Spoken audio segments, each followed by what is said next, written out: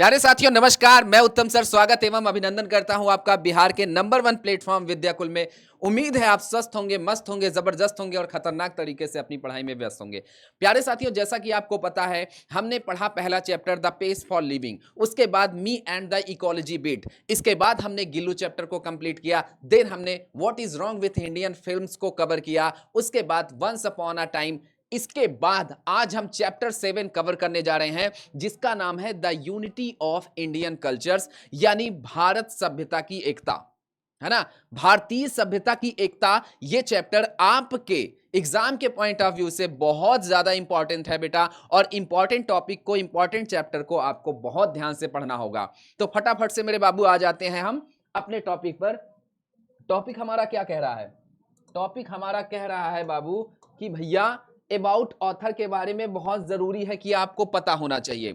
About author का मतलब है और लेखक के बारे में हर हाल में आपको नॉलेज होना चाहिए, क्योंकि आपके एग्जाम में लेखक के बारे में इससे रिलेटेड कई बार 2 से 3 प्रश्न पूछे गए हैं, तो इसकी जानकारी होना अनिवार्य है।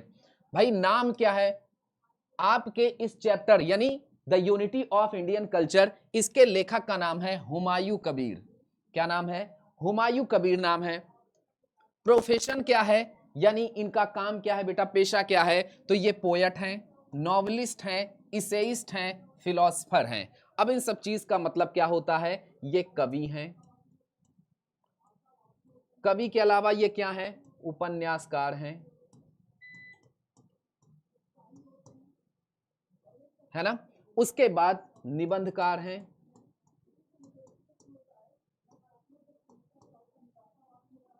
है ना, और दर्शन शास्त्र भी हैं।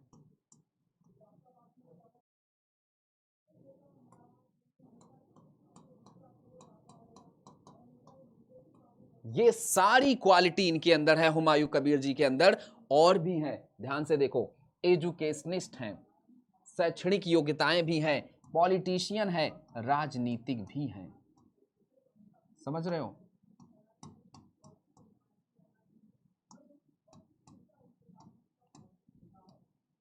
इतना सारा काम लेकर बैठे हैं। एक व्यक्ति के द्वारा इतने सारे काम किए जा सकते हैं? हाँ, बिल्कुल किए जा सकते हैं। आपके द्वारा भी तो 5 से 6 सब्जेक्ट पढ़े जा रहे हैं। क्या आप 5 से 6 सब्जेक्ट डेली नहीं पढ़ते हो? पढ़ते हो ना। तो ऐसे 5-6 काम करना इनके लिए क्या मुश्किल बात है? एक बार हमें नॉलेज हो जाए, इंफॉर्मेशन पता चल जाए, तो हम किसी भी काम को करने में योग्य हैं, सक्षम है ना। चलिए बात करते हैं डेट ऑफ बर्थ की, कि इनका जन्म कब हुआ है। तो 22 फरवरी 1906, 22 फरवरी 1906, इस दिन इनका जन्म हुआ है। और वो प्लेस का नाम है कोमरपुर। कोमरपुर फरीदपुर डिस्ट्रिक्ट है फरीदपुर, और वहां का एक स्थान है कोमरपुर। ये कहां पड़ता है? बंगाल प्रेसिडेंसी में। प्रेसिडेंसी का मतलब होता है प्रांत।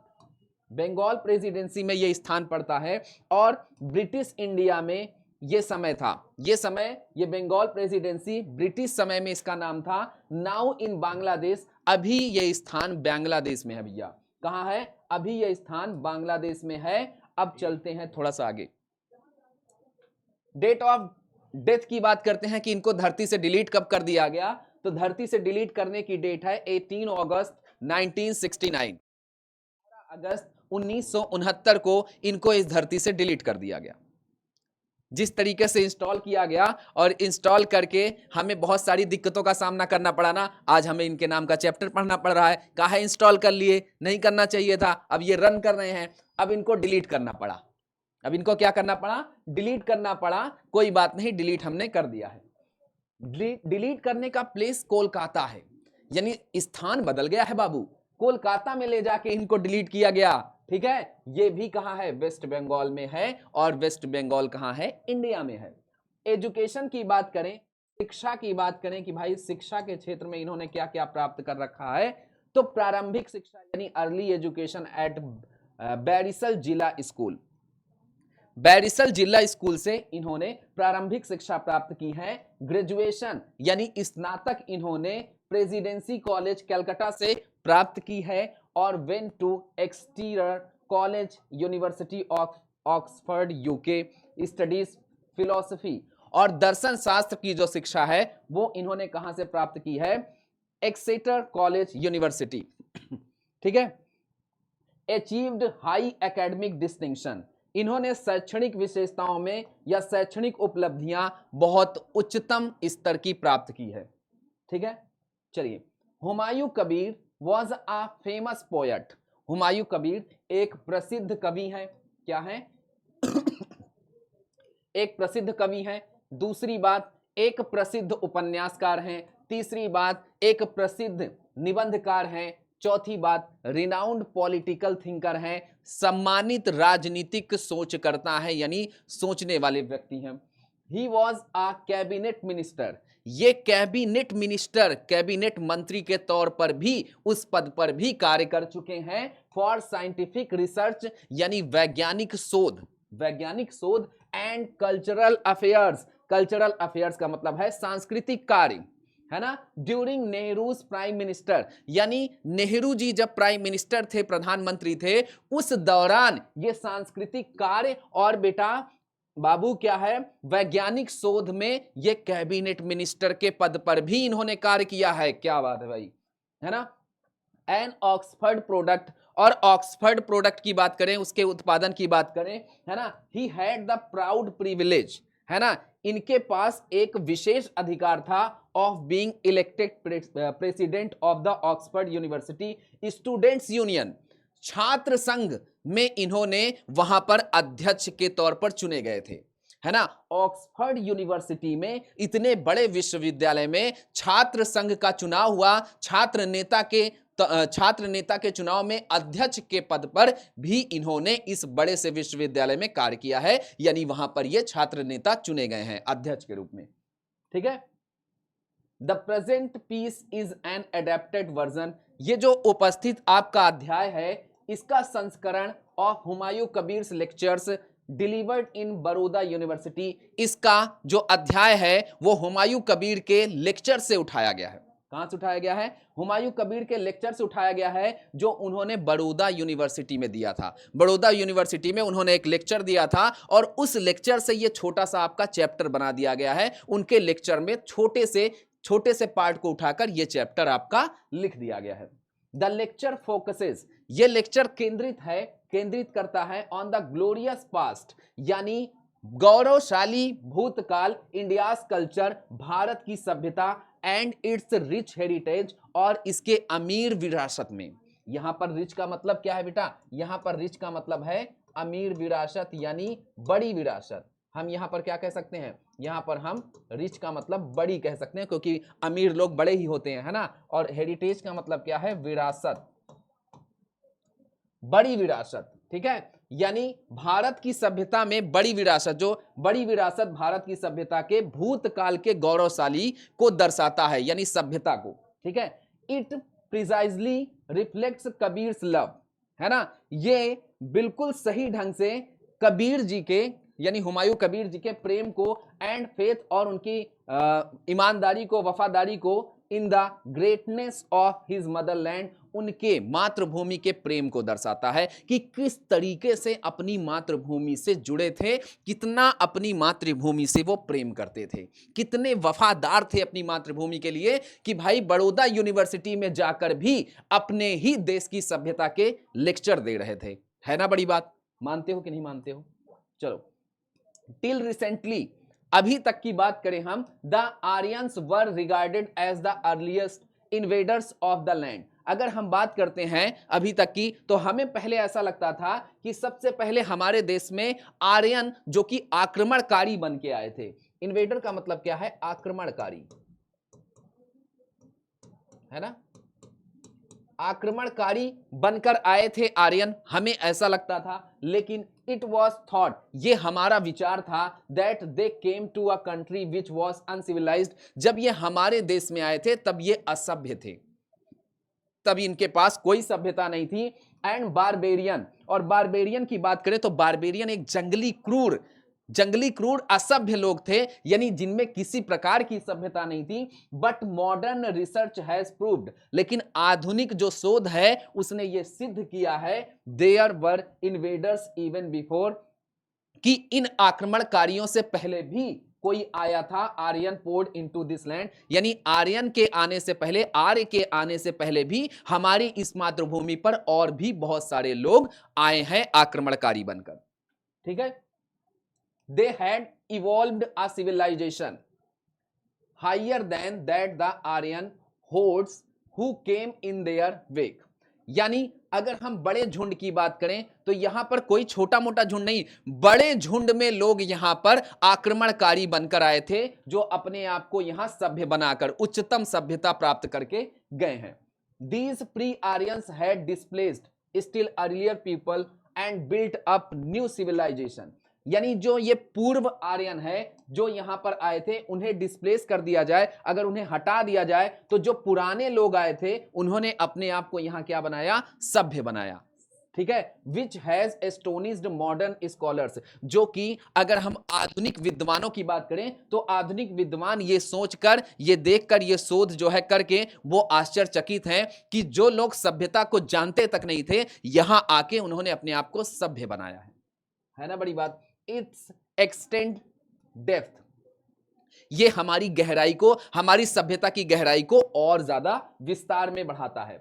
The Aryan invasion repeated the process, Aryan जो थे यानी जो आर्य थे उन्होंने आक्रमण को और ज्यादा, इस प्रक्रिया को और ज्यादा दोहराया and led to fresh infusion of the old with the new. और उन्होंने क्या करना चाहा, उन्होंने बेटा यहां पर आक्रमण और हमला करके संचार और प्रवाह को, इस मिश्रण को पुराने से नए में बदलना चाहा, क्योंकि वो यहां पर आकर सभ्यता को सीख गए थे। अब वो क्या करना चाहते थे, इस प्रक्रिया को दोहराकर पुराने से नए में बदलना चाहते थे। अब आप ही सोचो, आपके पास पत्थर की औजार है तो क्या आप उसे लोहे की नहीं बनाना चाहते हो? अगर आपके पास लोहे की तलवार है तो क्या आप उसे कांच की तलवार नहीं बनाना चाहते हो? अगर आपके पास कांच की तलवार है तो आप उसे हीरे की तलवार नहीं बनाना चाहते हो? क्योंकि भाई परिवर्तन क्या है, संसार का नियम है, तो ये भी पुरानी चीज से नई चीजों में बदलते चले आए, है ना।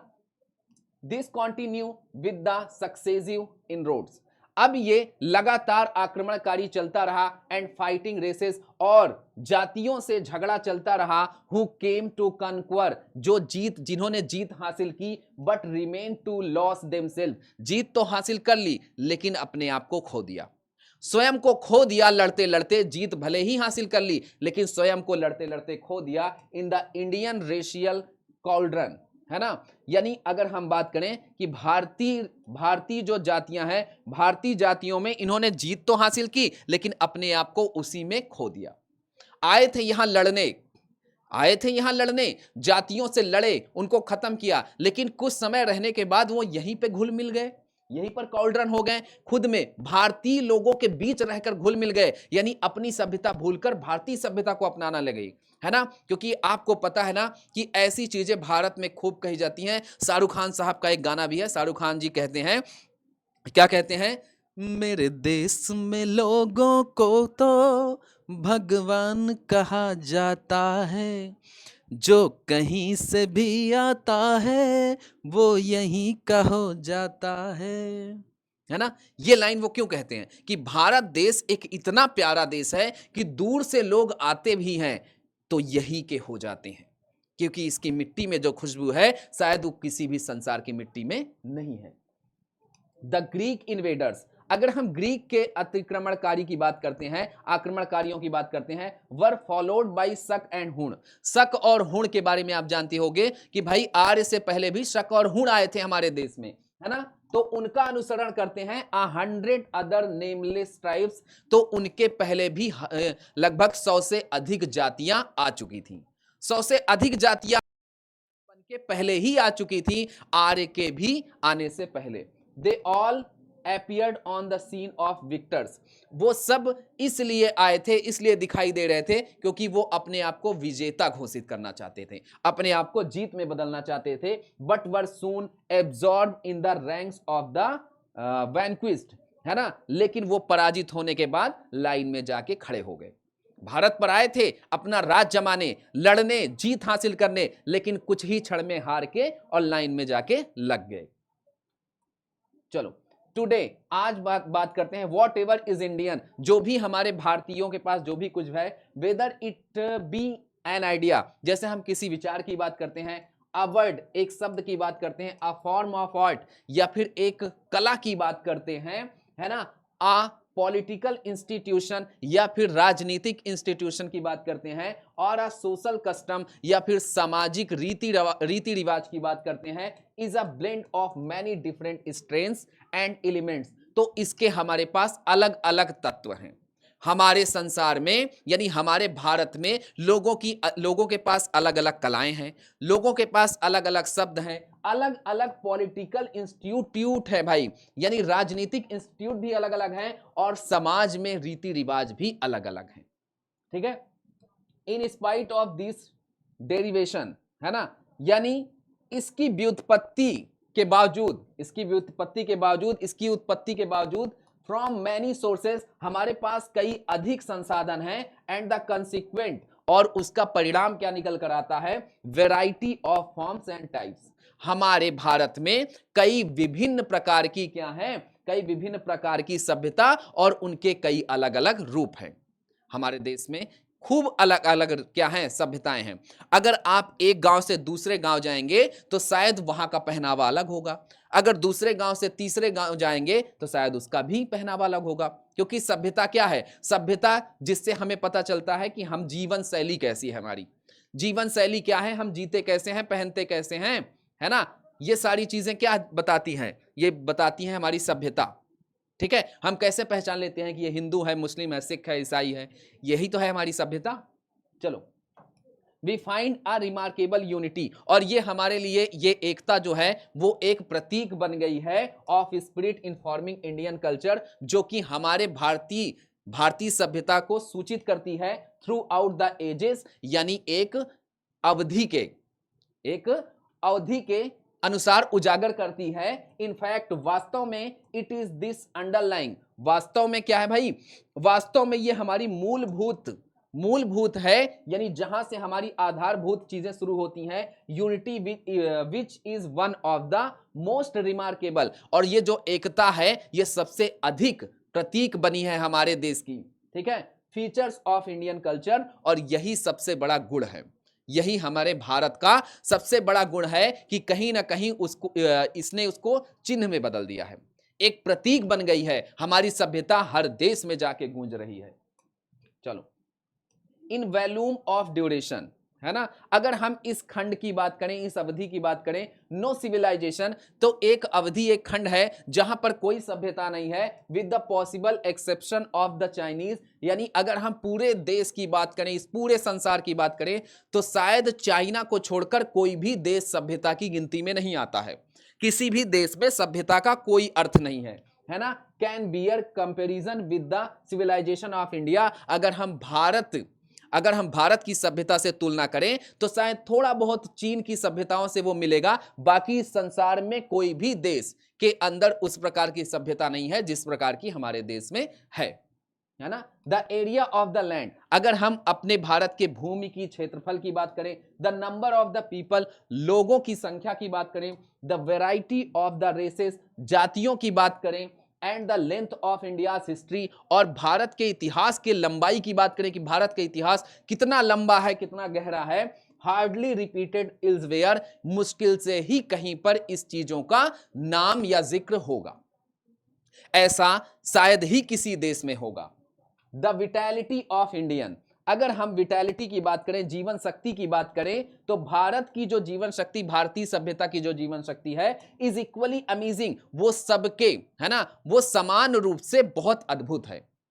भारत में हर गांव, हर जिला, ठीक है, हर राज्य की जो सभ्यता है वो बहुत अद्भुत है ना। इन स्पाइट ऑफ 1000 विक्सिट्यूड्स, यानी लगभग हजारों, ठीक है, हजारों जीवन के उतार चढ़ाव आए, जीवन में 1000 से भी ज्यादा उतार चढ़ाव आए, it has survive to the modern day, फिर भी हम आधुनिक दिन में जीना सीख गए। हमारे जीवन में हजारों से भी ज्यादा उतार चढ़ाव आते हैं, कई लाखों करोड़ों रूप में उतार चढ़ाव आते हैं। क्या हमारे पिता ने या हमारी जो इसके पहले वाली जनरेशन थी, पीढ़ी थी, क्या उन्होंने कष्ट नहीं उठाए होंगे? उठाए होंगे, बिल्कुल उठाए होंगे। हजार उतार चढ़ाव के बाद भी आज भी हम अपने आधुनिक दिनों में बने हुए हैं, जीवित हैं। यही सबसे बड़ी हमारी क्या है? सभ्यता की प्रतीक है, पहचान है। This has been possible only on account of sense. ये सिर्फ इसलिए संभव हो पाया है इसके कारण इंडियननेस, क्योंकि हमारे अंदर भारतीयों वाला गुण है। हमारे अंदर कुछ भी हो जाए, हमारे भारत को अगर किसी ने आंख उठा के भी देखा तो हम उसकी आंख में 2 गोली मार देंगे, है ना। क्यों? कहीं ना कहीं ये हमारे भारतीय होने की वजह से ही संभव हो पाया है, क्योंकि अगर आप अपनी संस्कृति बचाना चाहते हो तो कहीं ना कहीं आपको यह सिद्ध करना होगा कि आई एम इंडियन। ठीक है, इंपोज्ड यूनिटी, है ना। अगर हम किसी पर एकता को थोपते हैं ऑन द डाइवर्सिटी एंड वो, है ना, तो हमें वो इनटू द फैब्रिक ऑफ, क्या भैया, fabric of national life, the many standards of different texture, colour and quality which have entered here, है ना। अगर हम किसी को कपड़े के माध्यम से, है ना, किसी को हम कपड़े के माध्यम से, उसके टेक्सचर के माध्यम से कि कैसा ढांचा है उसका, कैसे वो बना है ना, काला है, गोरा है, अगर इस माध्यम पर हम किसी पर एकता को थोपते हैं तो ये हमारी सभ्यता नहीं है। हमारी सभ्यता तो वो है जहां भंडारे में हर प्रकार का व्यक्ति खाना खाता है। गांव में जब दावत होती है तो उस दावत में हर वर्ग का व्यक्ति दावत खाने आता है, चाहे वो किसी भी जाति का हो, चाहे वो निचली, मध्यम या उच्च वर्ग का हो, किसी भी वर्ग का व्यक्ति हो, गोरा हो, काला हो, कपड़े फटे हो या कपड़े सूट के हो, हर व्यक्ति उसी स्थान पर बैठ के खाना खाता है। ये हमारे देश की एकता है कि नहीं? ये हमारे देश की एकता, ये हमारे देश की सभ्यता है। और हमारी देश की सभ्यता इसीलिए है क्योंकि हमारे देश में सभ्यता के आने की वजह से संस्कृतियां बहुत प्यारी प्यारी हैं, है ना, बहुत प्यारी संस्कृतियां हैं हमारे देश में। द एंशंट वर्ल्ड, अगर हम प्राचीन विश्व की बात करें, through a fine followers of civilisation in many land, तो बहुत सारे संसार में कुछ ही लोग हैं जो सभ्य थे, with the exception of India and China, यानी भारत और चाइना को छोड़कर शायद ही मुश्किल से ही कोई देश आपको सभ्यता के अनुसार मिलेगा। They are all dead and gone, इन सब की मृत्यु हो गई है और ये सब बर्बाद हो गए। एंशिएंट टाइम की बात करें, प्राचीन समय की बात करें, तो भारत और चाइना को छोड़कर कोई भी देश सभ्यता की गिनती में नहीं आता है। ठीक है, it is only in India and some extent, ये सिर्फ भारत में इसलिए है क्योंकि इसका विस्तार होता गया। In China that old civilisation, अगर चाइना की बात करें जहां पर पुरानी सभ्यता है, आज भी है, वहां पर भी लोग आज भी पुरानी सभ्यता के अनुसार जीना पसंद करते हैं। The culture have grown and changed but never grown or changed at the expense of an underlying unity, है ना। यानी हमारी मूलभूत इकाइयों के अनुसार हमने अपनी सभ्यता को बदला तो है लेकिन उसको खत्म नहीं किया है हमने। इसी प्रकार चाइना भी है, उसने भी मॉडर्न एज के अनुसार उसने अपनी सभ्यता को परिवर्तन किया है, उसको थोड़ा बदला है लेकिन उसको खत्म नहीं किया है। ठीक है, दिस हैज बीन पॉसिबल, ये इसलिए संभव हो पाया है only through the capacity of readjustment, है ना, क्योंकि हमें दोबारा पुनः योजन समायोजन करना आता है। हमें हमारे घर में जो कपड़ा खराब हो जाता है, हमें उस कपड़े को यूज करना आता है। हम उस कपड़े को उठाकर बाहर नहीं फेंक देते हैं, बल्कि हम उस कपड़े को काटकर उस कपड़े से हम पैंट से, शर्ट से झोला बना देते हैं। हम उसको बहुत सारे तरीकों में यूज करते हैं कि नहीं करते हैं। इसी प्रकार जब हमारी सभ्यता टूटती है, सभ्यता जब खत्म होती है, उसमें से कुछ चीजें खत्म होती हैं, तो हम उसको क्या करते हैं? समायोजन करते हैं, है ना। बहुत सारी चीजों में हम बचाव करते हैं। भाई हमने पहले क्या देखा, हमारे यहाँ पहले रिक्शा चलता था, है ना। रिक्शा से हमने बैलगाड़ी बनाई, सॉरी बैलगाड़ी चलती थी, बैलगाड़ी से रिक्शा बनाया, रिक्शा से हमने टेम्पू बनाया, है ना, टेम्पू से हमने ऑटो बनाया, ऑटो से हमने क्या बनाया? ट्रक, कार, बस। हमने ऐसे ही तो अपनी सभ्यता को बदली, हमने बदली कि नहीं बदली? बताओ। तो हमें समायोजन करना आता है। ठीक है, exhibited by the Indian society, और ये भारतीय समाज के द्वारा कभी भी इसे मना नहीं किया जाता है, कभी भी इसे खत्म नहीं किया जाता है। चलो अब बात करते हैं कि हमने अगर इतने सारे क्वेश्चन पढ़ लिए हैं तो क्या आप, सॉरी हमने इतना एक्सप्लेनेशन पढ़ लिया है तो क्या आप इसका जवाब दे सकते हैं क्या? जरा कुछ क्वेश्चन के जवाब दे दीजिए। The vitality of Indian culture is not amazing, क्या इस चैप्टर में कहा गया है कि सभ्यता जो है वो अद्भुत नहीं है? तो ये तो महागलत है, तो इसे हम फॉल्स कर देते हैं। ये तो गलत है भाई, अद्भुत है। The ancient world through a fine followers of civilisation in many lands, हाँ बताएं भाई। बिल्कुल वही लाइन है कि पुराना जो विश्व है उसमें जो फॉलोअर्स हैं, फ्लावर्स हैं बेटा, है ना, वो कैसे हैं बेटा, जो फूल हैं वो सभ्य हैं और जो धरती है वो सभ्यता से भरी है। ये बात तो बिल्कुल ट्रू है। चलो, the old civilisation and culture have grown up and change only in Japan. भाई क्या जापान की बात की गई थी कि पुरानी जो सभ्यता है वो बदली थी? उसमें तो सिर्फ चाइना की बात की गई थी ना, इसका मतलब जापान नहीं होगा। होना क्या चाहिए था? चाइना होना चाहिए था। बताओ सही कह रहा हूं कि नहीं? क्योंकि हमारे चैप्टर में चाइना की बात की गई थी, तो ये हमारा क्या हो जाएगा? ये हमारा फॉल्स हो जाएगा। ठीक है, the Aryan were regarded as the earliest invaders of the land. यानी इस चैप्टर के अनुसार हमें ऐसा लगता था कि सबसे पहले आर्य हमारी धरती पर आगमन हुआ था आर्यों का। तो हाँ, ये तो हमारे चैप्टर में सही बताया गया है, क्योंकि पहली लाइन थी। तो ये भी हमारा क्या हो गया? ट्रू।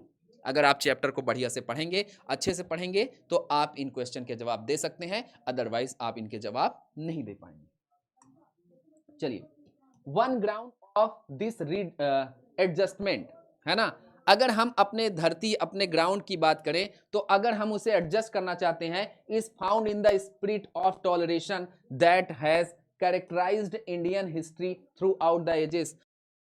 अपने इस चरित्र की बात करते हैं, चरित्र को बचाना चाहते हैं। भारतीय इतिहास में ये जो काल बीता है, ये जो पीरियड, ये अवधि बीती है, तो बेटा हम इसे क्या कर सकते हैं? हम इसे आत्मा में बसा सकते हैं, जब हमारे अंदर सहिष्णुता, हमारे अंदर बर्दाश्त करने की क्षमता हो। इतिहास तभी बनता है जब हम किसी चीज को सहन करते हैं। सहन ना करें तो इतिहास बन नहीं सकता है।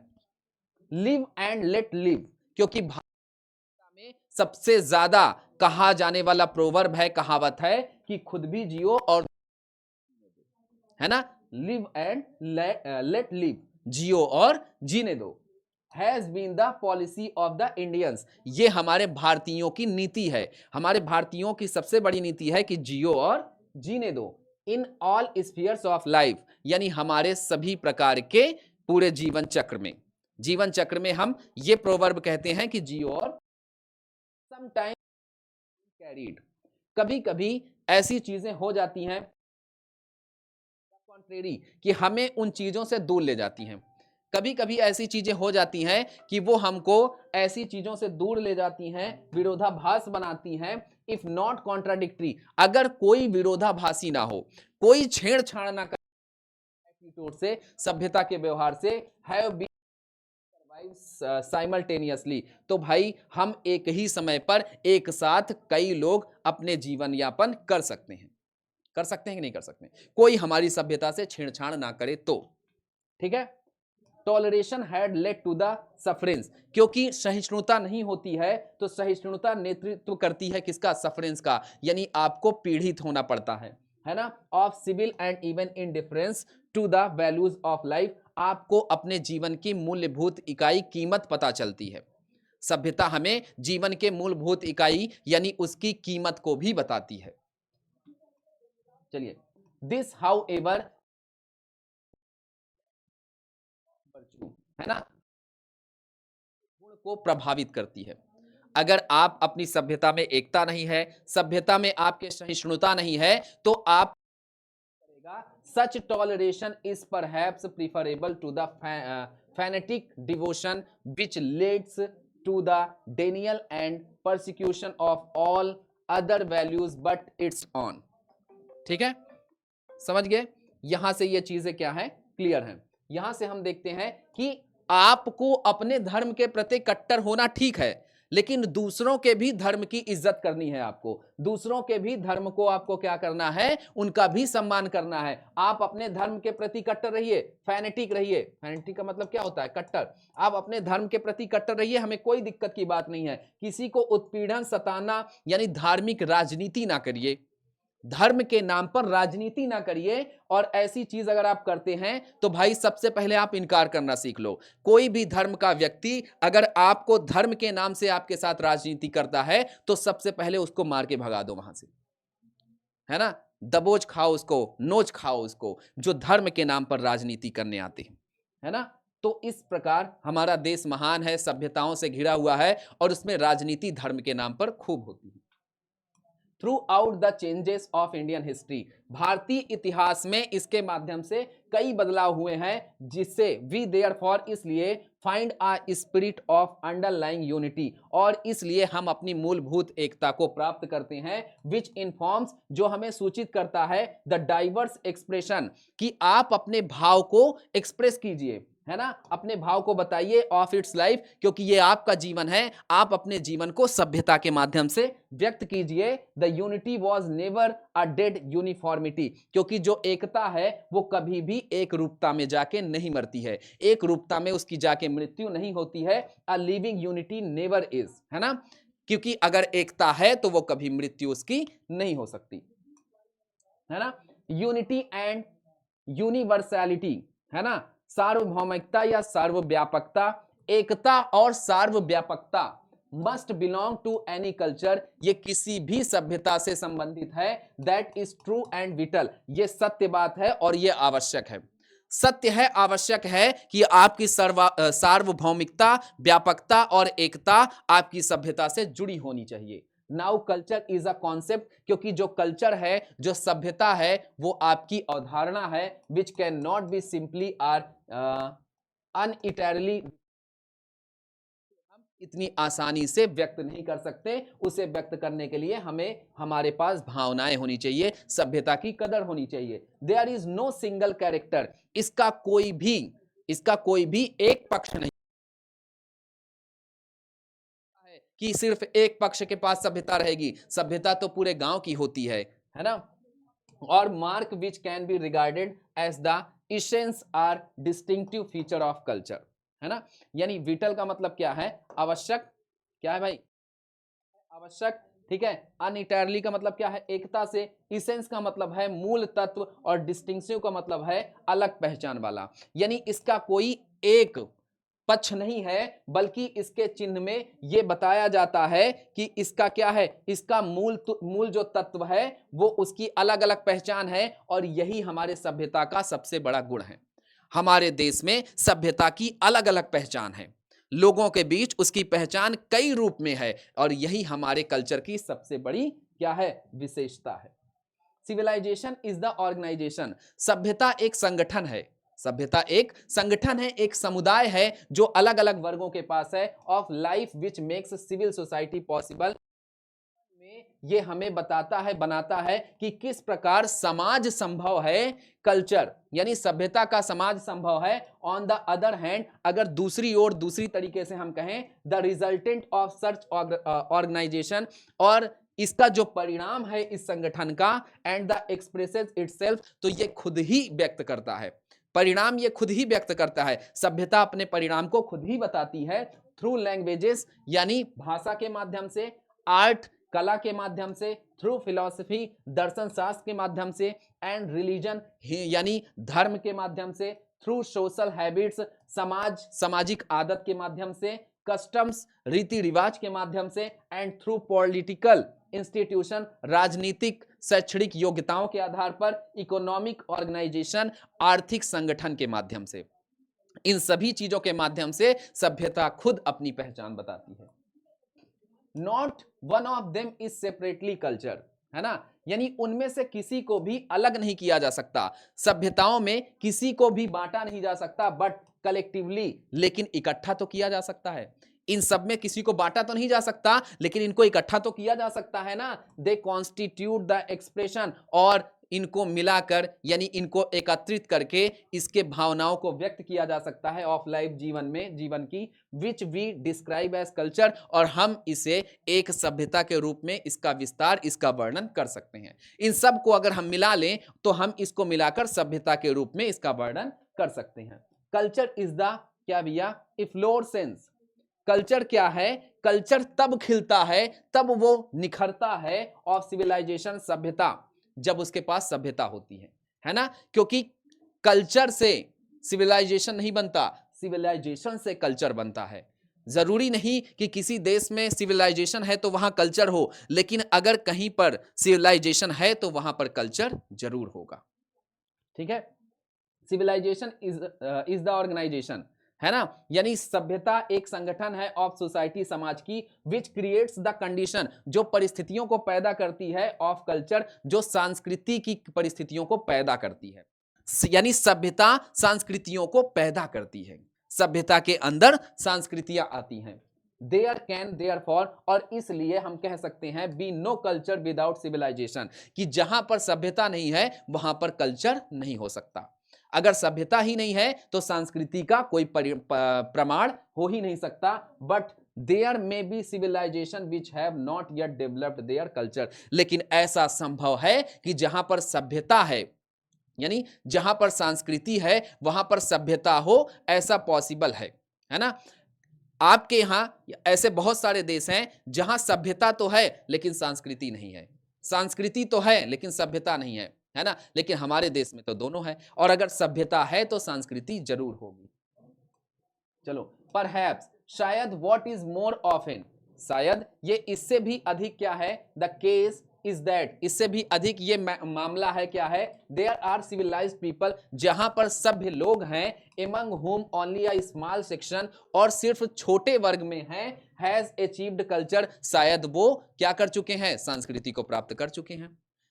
सबसे बड़ी चीज ये है, सबसे बड़ा संभवता ये है कि जहां पर छोटी जातियां होती हैं अक्सर वो संस्कृति को प्राप्त कर चुकी होती हैं।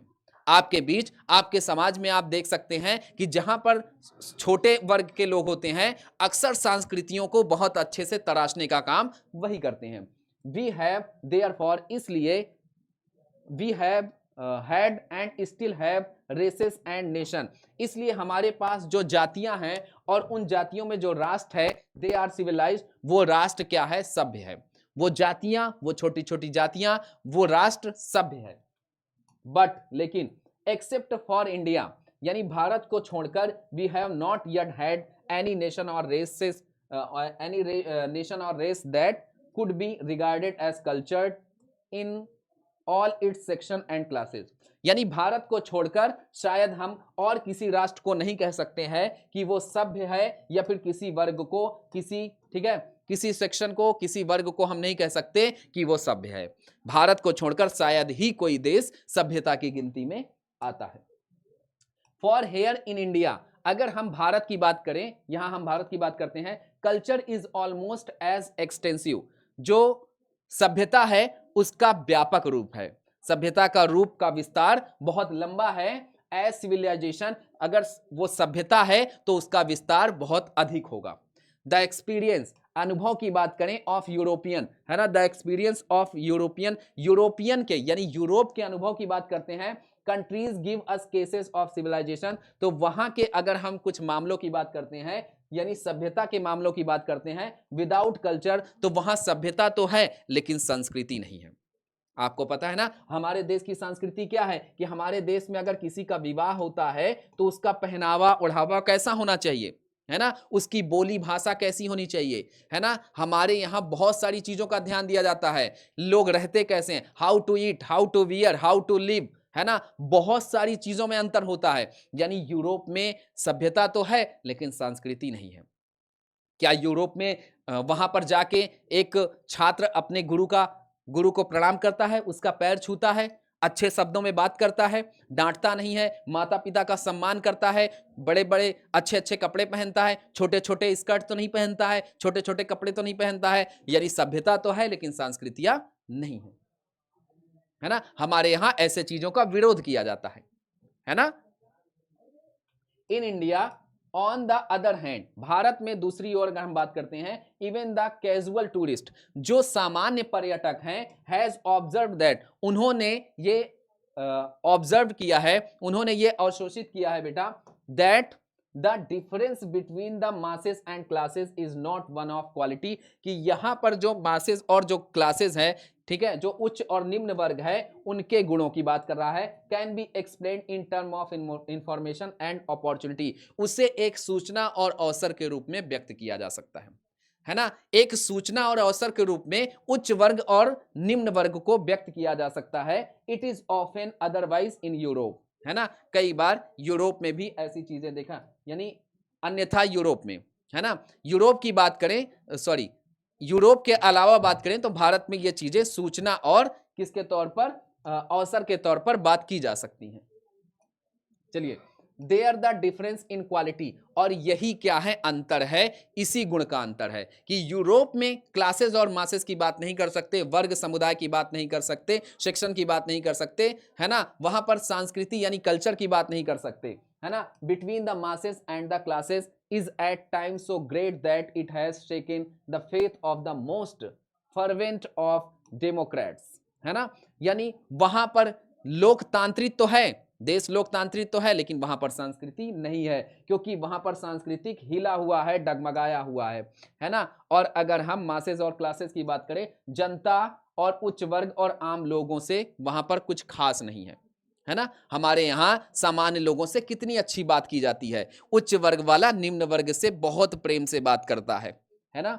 ठीक है, तो ऐसी चीजें हैं। फर्वेंट, वहां पर लोग प्रबल हैं, अगर प्रबल वाला है तो वो प्रबल वाले के साथ ही बैठ के चाय पिएगा, जो बड़ा आदमी है वो बड़े आदमी के साथ ही मीटिंग करेगा। लेकिन हमारे देश में ऐसा नहीं है, हमारे देश में बड़ा आदमी टपरी पर जाके चाय पीता है, 5 करोड़ का आदमी 5 रुपए के आदमी के साथ जाकर चाय पीता है ना। पीता है कि नहीं पीता है भाई, बताओ, है ना। द रिमार्केबल फिनोमिनन, और ये हमारी जो घटना है, ये घटना हमारी क्या है, उल्लेखनीय है। Can be explain only in terms, ये एक टर्म में इसका एग्जाम्पल, इसका उदाहरण दिया जा सकता है, इसको वर्णन किया जा सकता है। Unity and continuity of Indian culture, की एकता, एकता और क्या है बेटा, जारीता भारत की सभ्यता की सबसे मूलभूत इकाई है। कि लगातार, और हमारे देश में, भारत देश में लगातार सभ्यता में एकता बनी हुई है। आप मुझे बताओ कि ऐसा किस देश में संभव है कि 5 करोड़ का आदमी और 75 रुपए वाला आदमी, एक 75 रुपए वाला है और एक 5 करोड़ वाला है, ये दोनों लोग एक ही जगह बैठ के दारू पीते हैं, एक ही जगह बैठ के चाय पीते हैं। यह सिर्फ और सिर्फ भारत में संभव है, यह सिर्फ और सिर्फ भारत देश में संभव है कि इस तरह के व्यक्ति, चाहे वो 5 करोड़ का आदमी हो, वो 75 रुपए वाला आदमी है, दोनों एक ही जगह बैठ के चढ़ा रहे हैं, क्योंकि दोनों अपनी पत्नी से झगड़ा करके आए हैं, है ना। चाहता तो ये किसी बड़े से उसमें जा सकता था होटल में, लेकिन नहीं गया। उसे मजा कहां आती है, उसी सामान्य लोगों के साथ। लेकिन आपने विदेशों में देखा होगा कि वो छोटे आदमियों के पास कभी भी बैठना पसंद नहीं करते हैं।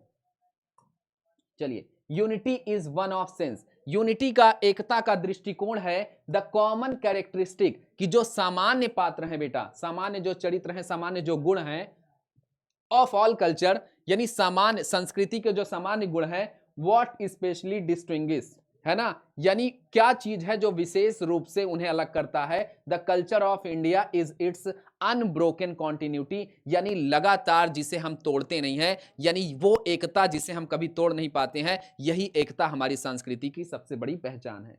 हेयर, यहां, there have been no violent, यहां पर कोई भी हिंसक नहीं है। और सडन ब्रेक्स, यानी यहां पर अचानक से कोई भी चीज को तोड़ता नहीं, रिश्तों को तोड़ता नहीं है, सभ्यता को तोड़ता नहीं है। बट ऑन द कॉन्ट्रेरी, है ना, बट ऑन द कॉन्ट्रेरी की बात करें, लेकिन अगर इसके विपरीत बात करें, स्पीडी ग्रोथ, हमारे यहां लगातार वृद्धि होती आई है, एंड एक्सटेंशन ऑफ कल्चर, और संस्कृति का लगातार विस्तार होता आया है, लगातार हमारी संस्कृति का विस्तार हो रहा है। विच हैज ग्रेजुअली प्रिमिटेड, जो कि धीरे धीरे क्या होता जा रहा है, सर्वत्र फैलता जा रहा है पूरे विश्व में। हमारे देश की जो संस्कृति है उसकी व्यापकता सर्वत्र, संपूर्ण देश में लगातार फैलती जा रही है। Every class and section of society, यानी हमारे समाज के प्रत्येक वर्ग में और प्रत्येक भाग में हमारी संस्कृति संपूर्ण रूप से फैलती जा रही है, फैलती जा रही है।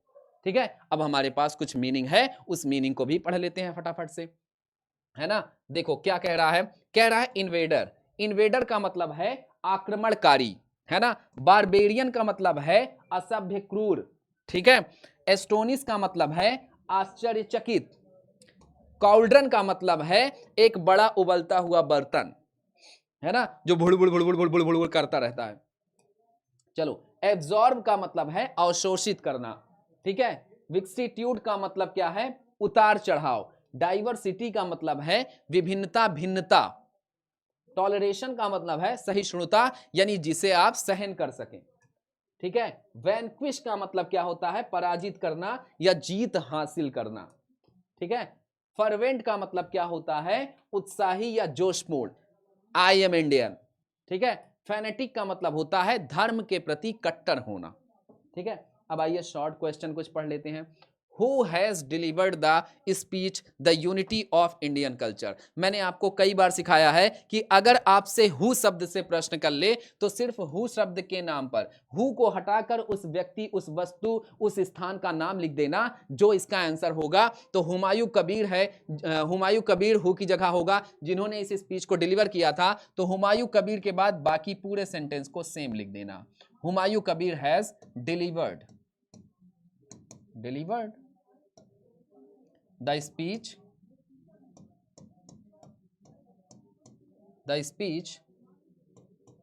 the unity of Indian culture।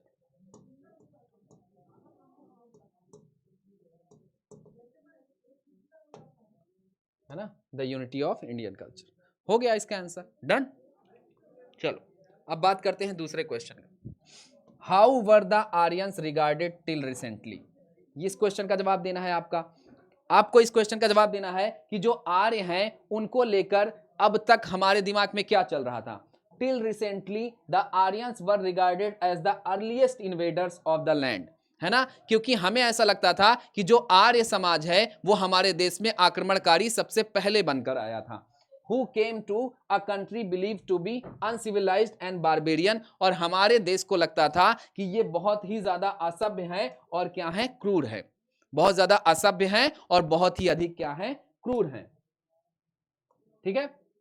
How did the pre Aryans build up a new civilisation? किस तरीके से जो पूर्व आर्यन थे उन्होंने किस तरीके से सभ्यता को नया बनाया। The pre Aryan displaced earlier people, जो पूर्व आर्यन थे उन्होंने पुराने लोगों को हटाया and build up a new civilisation, और नई सभ्यता का निर्माण किया। दैट एस्टोनिश्ड मॉडर्न स्कॉलर्स, और ये सोचकर, ये सिद्ध कर जब इन्होंने इतिहास पढ़ा विद्वानों ने तो आश्चर्यचकित रह गए by its extent and depth, जब इसके विस्तार में गए, इसकी गहराई में गए तो और अधिक आश्चर्यचकित हुए। What according to the author के अनुसार क्या है भाई, is the most remarkable feature of Indian culture, यानी भारतीय सभ्यता का सबसे बड़े गुण का प्रतीक क्या है। अकॉर्डिंग टू द ऑथर यानी कवि के अनुसार, लेखक के अनुसार, द मोस्ट रिमार्केबल फीचर, सबसे अधिक उल्लेखनीय गुण जो है of Indian culture is it's underlying unity, इसकी मूलभूत एकता है। Despite having a variety of source and forms, यानी इस विभिन्नता के साधन और रूप के अलावा, संसाधन के रूप के अलावा इसकी एकता जो है, मूलभूत एकता, ये इसका सबसे बड़ा उल्लेखनीय गुण है। ठीक है। Where has old civilisation and culture grown and change? कौन सा ऐसा स्थान था जहां पर जो पुरानी सभ्यता है उसको बदला और उसको जो है उसकी वृद्धि हुई है और उसमें बदलाव हुआ है। The old civilisation and culture have grown and change in India, Bharat देश है जहां पर पुरानी सभ्यता को नई में बदला गया है। And to some extend in China, और कुछ ऐसा विस्तार है सभ्यता का, कुछ ऐसा विस्तार जो चाइना में भी हुआ है, but never at the cost of underlying unity, लेकिन वहां पर मूलभूत जो एकता है इस किसी भी कीमत पर यह किसी अन्य देश में नहीं है, यह सिर्फ और सिर्फ कहां है, भारत में है।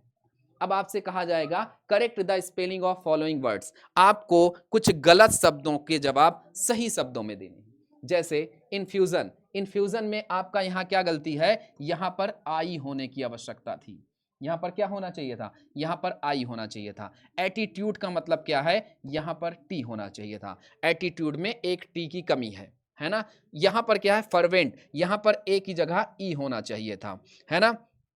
एक्सेप्शन में यहां पर एक्स होना चाहिए, क्या होना चाहिए, एक्स होना चाहिए। ये क्या है, कॉन्सेप्ट, अच्छा कॉन्सेप्ट है, यहां पर सी होना चाहिए, है ना। वायलेंट यानी यहां पर क्या है, पहले आई है, क्या है, यहां पर पहले आई है, यहां पर आई बाद में होना चाहिए, क्या होना चाहिए, यहां पर आई के बाद ओ होना चाहिए कि नहीं। लेंथ, यहां पर क्या है बेटा, टी एच उल्टा है, पहले टी होना चाहिए फिर एच होना चाहिए, है ना। लेंथ, कितनी बड़ी मिस्टेक है। टेक्सचर, है ना, अब टेक्सचर में यहां पर एस की जगह क्या होना चाहिए, एस की जगह क्या होना चाहिए भाई, यहाँ पर एक्स होना चाहिए, टेक्सचर, है ना। सोसाइटी आप देखे सकते हो कि सोसाइटी कितना गलत लिखा है, सी के बाद आई तो है लेकिन ई नहीं है, क्या है, ई नहीं है। यहाँ पर ये सारी मिस्टेक है और आपके एग्जाम में 3 नंबर का ये प्रश्न आता है, 3 मार्क्स, 3 मार्क्स का आपके चैप्टर से ही रिलेटेड आपसे ये मीनिंग पूछेगा, जिसमें कहेगा कि इन गलत शब्दों को सही में बदल के दिखाओ, ठीक है। अब आपसे कहेगा चेंज इनटू पैसिव वॉइस, है ना, चेंज इनटू पैसिव वॉइस। अब आपको पैसिव वॉइस में चेंज करना है, पीपल लव्ड गांधी जी। अब आपको पता है ना कि एक्टिव वॉइस से पैसिव वॉइस बनाने के लिए हम क्या करते हैं, एक्टिव वॉइस से पैसिव वॉइस बनाने के लिए हम क्या करते हैं, इसको हम सब्जेक्ट को ऑब्जेक्ट में, ऑब्जेक्ट को सब्जेक्ट में बदलते हैं और एक टेंस आगे चले जाते हैं। अब ये क्या है हमारा, ये सिंपल पास्ट टेंस है, क्या है, सिंपल पास्ट है कि नहीं भाई, सिंपल पास्ट टेंस है, इसका मतलब हमें वॉज या वर्ब में चले जाना है सब्जेक्ट के अनुसार, जैसा सब्जेक्ट होगा वैसे हम चले जाएंगे। सब्जेक्ट, यहां पर ऑब्जेक्ट को सब्जेक्ट बनाएंगे, ऑब्जेक्ट क्या है, गांधी जी, ऑब्जेक्ट क्या है, गांधी जी, और गांधी जी के अनुसार हम वॉज लिखेंगे, क्या लिखेंगे, वॉज। तो हमारा आएगा गांधी जी वॉज, और हम वर्ब को थर्ड फॉर्म में ही करेंगे। एक्टिव से पैसिव बनाते समय मेन वर्ब की थर्ड फॉर्म आती है, गांधी जी वॉज लव्ड, और हमारे पास जो सब्जेक्ट होगा उसके पहले हम बाई लगाएंगे, बाई पीपल। अगर नाउन है तो कोई परिवर्तन नहीं करेंगे, प्रोनाउन है तो उसे ऑब्जेक्टिव केस में रखेंगे। Police caught the thief red handed, भाई पुलिस ने किसे पकड़ा, चोर को, तो ये चोर हमारा क्या हो गया, सब्जेक्ट, द थीफ हमारा सब्जेक्ट हो गया, और ये भी हमारा सिंपल पास्ट है, तो यहां वॉज आ गया क्योंकि एक चोर है ना। The thief was, third form caught ही होती है, रेड हैंडेड, और भाई पुलिस के द्वारा पकड़ा गया तो बाय द पुलिस। ये देखो अब यहां पर क्या कहा गया, थीव्स टूक अवे ऑल द मनी, है ना भाई, जो चोर है वो पैसा लेकर भाग गए। अब हमारे पास यहां सब्जेक्ट क्या है, ऑल द मनी, तो हम लिखेंगे यहां ऑल द मनी, उसके बाद हमारा सिंपल पास्ट वॉज टेकन, उसके बाद अवे, फिर बाय थीव्स, क्योंकि हमारे पास यहां सब्जेक्ट क्या था, थीव्स, ये भी नाउन था तो हमने कर दिया। समवन स्टोल माई वॉच, अब आपको पता है कि इसमें सब्जेक्ट क्या है, आपका सब्जेक्ट क्या है मेरे लाल, तो आपको पता है कि my watch, my watch was, क्या है, my watch was stolen by someone, ठीक है। अगर आप समवन नहीं लिखना चाहते हैं तो भी ये आपका सही है, आप केवल इसे ये भी लिख सकते हैं, my watch was stolen, my watch was stolen, ये भी सेंटेंस आपका करेक्ट है।